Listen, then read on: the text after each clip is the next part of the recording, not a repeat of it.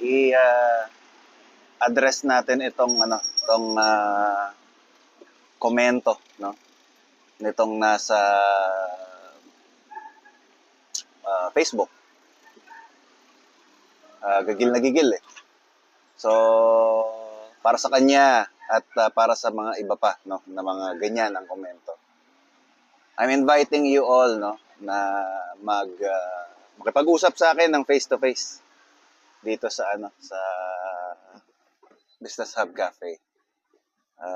Sabihin nyo ng personal, no, yung mga saloobin nyo, para kasi wala akong oras para makipagbangayan online, waste of time.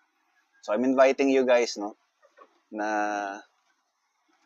mag-drop by dito sa Business